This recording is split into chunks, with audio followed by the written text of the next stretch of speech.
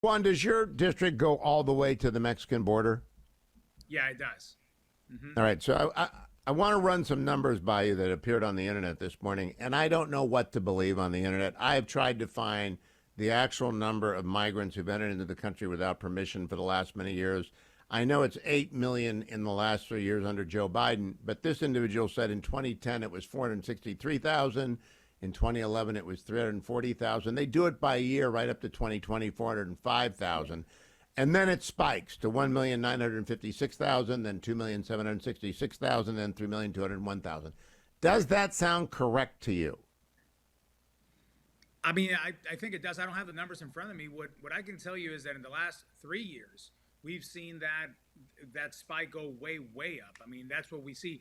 What the charts that I've seen, and I wish I had this in front of me. There was a chart that Border Patrol showed us once when we were at the Yuma sector, and you could see the lower spike. You see the numbers drop right after Remain in Mexico came in, and also combined with Title 42. The drop in numbers at that point was dramatic. That was around the late 18, early 19. And then as soon as, of course, Biden came in and changed the policy, the numbers spiked right up again. So there's a direct correlation specifically in the Remain in Mexico policy that we've seen, not to mention, obviously, everything else that Mayorkas and Biden have done or not done on the border. One of the things that they have done is basically, with their actions, invite people in. That message continues to get across the entire world now, not just Central or South America anymore. South of the border is a message that the entire world is hearing, that the border is wide open, and we're seeing the results of that. Now, Congressman, people in New York, people in Massachusetts, people in Chicago are very upset about the migrants that are coming to their cities. What is the effect in your congressional district of what is basically unlimited access to the United States? Well, the impacts that they're seeing are a little different than the ones we're seeing. They're getting many people's final destination. Nevertheless, the numbers that these communities are getting are spread out within all these communities. So they're talking about maybe a couple thousand a month or so, or even a week sometimes. We're seeing those numbers on a daily basis many times. And when those numbers get to a certain level, you start seeing street releases that at some point they cease for a couple of days, and now in the last couple of days we've seen them spike again.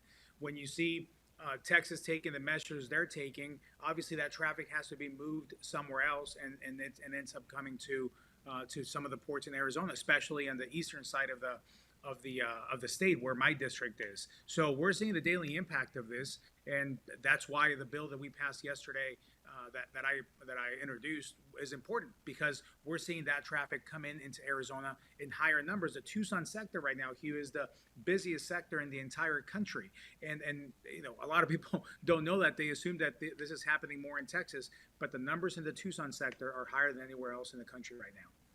Now, Congressman, tell me the honest to goodness truth, because I don't want to be wrong about this. Would the wall, the 900-mile wall that is tall and strong and well patrolled, would that help reduce? I know it won't eliminate. Would it help reduce illegal immigration? 100%, absolutely, it would. That's one of the first things that Biden stopped, and you can see the results of that executive order on day one of stopping the construction of the wall. I've seen where it stopped. Obviously, we see the gaps, and many of those gaps are, because of the terrain, they're hard to build on there. Other gaps happen because the construction stopped. There are different reasons for these gaps, but there are areas where the wall just stopped that it could have continued. And what the barrier and what the wall can do is deter people into one specific direction that helps with fewer men and women. There's a video right there that you're seeing exactly. See where that stops right there? I mean, obviously the terrain has something to do with it there. Nevertheless, there are areas where it just stops in clean terrain. That's in San Diego County. Bill Malugan put that up yesterday, and I played it. It's over on the Salem News Channel if people want to watch it. So, Congressman, will you vote for any immigration bill that comes from the Senate that does not have a wall in it? There are there's a lot of speculation on that Senate bill, and I think it's missing quite a bit. There are some things that we hear about it that is troubling. We got to see some text on that. It does have to include the wall. I mean, that's a simple one. That has bipartisan support as well, or at least it should. And speaking of that, when I talk about this bipartisanship or bipartisan view on this, when I'm at home, it's completely bipartisan. I have Democrat mayors, county supervisors, elected officials that want this as much as we do. The partisanship happens here in Washington. However, we did see some optimism yesterday when my bill passed with 56 Democrat votes. Not a lot is passing the House right now, especially in border security and especially on bipartisan basis. So there is some hope here that both sides can see the urgency of this, and putting up a wall and protecting our country, it shouldn't be that controversial. What does your bill do, Congressman? So my bill is called the Raul Gonzalez Officer Safety Act. Essentially what it does, it tackles smuggling activity and high-speed chases that my district is seeing almost on a daily basis within 100 miles of the border. What we saw with Raul Gonzalez, the Border Patrol officer, involved in the high-speed chase, and he was killed in action. We also saw a woman in my district, Wanda, who was on her way to her 65th birthday party and was struck and killed by a high-speed chase right close to the border. She never obviously made it to her celebration. Her family had to go back and find her and found the accident and all the police there. We see cases like this, both that law enforcement are getting hurt or killed, and also citizens that are innocent bystanders. So my bill increases the penalties heavily on people that are involved in these high-speed chases, whether they're here illegally or U.S. citizens as well, because as you know, a lot of these smugglers, many of them, most of them actually, are U.S. citizens. So we increase. Well, that's a common sense bill. It's like the wall. And I do not know why we're involved in crazy stuff about shutting down the border after 5,000 people come across in a day. And I am curious, has anyone from the Senate called you, a member who's got a lot of popularity, who's very, very important in Arizona and a border district? Has any member of the Senate called you for your input? I've been in meetings where one example is Senator Sinema gathered a group of members. I was one of them that we met with her. This is early, maybe a few weeks ago that this happened. And then we've also heard from Senator Langford at one of the larger meetings, the Republican Study Group here, that we had him as a guest speaker. I haven't had one-on-one conversations with them.